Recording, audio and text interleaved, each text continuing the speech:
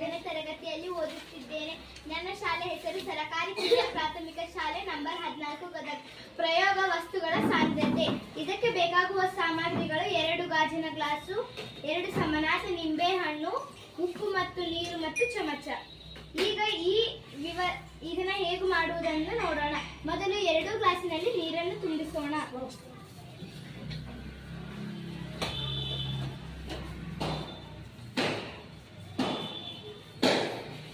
ಈಗ ಈ ಗ್ಲಾಸಿನಲ್ಲಿ ನಿಂಬೆ ಹಣ್ಣನ್ನು ತೇಲಿ ಬಿಟ್ಟಾಗ ಇದು ಏನಾಯಿತು? ಈಗ 2ನೇ ಗ್ಲಾಸಿನಲ್ಲಿ ಉಪ್ಪನ್ನು ಸೇರಿಸೋಣ.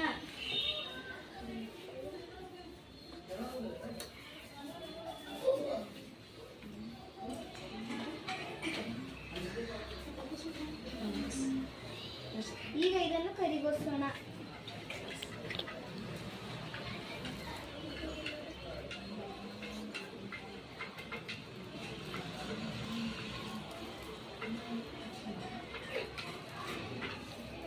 ಈಗ ಉಪ್ಪು ಕರಗಿದೆ.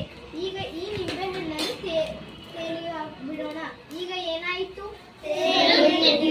ಹಾಗಾದರೆ ಮೊದಲಿನ ಗ್ಲಾಸಿನಲ್ಲಿ ನಿಂಬೆಹಣ್ಣು ಏಕೆ ಮುಳುಗಿತ್ತು? ಕಾರಣವೇನೆಂದರೆ ನಿಂಬೆಹಣ್ಣಿನ ಸಾಂದ್ರತೆ ನೀರಿನ ಸಾಂದ್ರತೆಗಿಂತ ಹೆಚ್ಚಾಗಿರುವುದರಿಂದ ನಿಂಬೆಹಣ್ಣು ವಸ್ತುಗಳು ಮುಳುಗುತ್ತವೆ. 2ನೇ ಗ್ಲಾಸಿನಲ್ಲಿ ಉಪ್ಪನ್ನು ಸೇರಿಸಿದ್ದರಿಂದ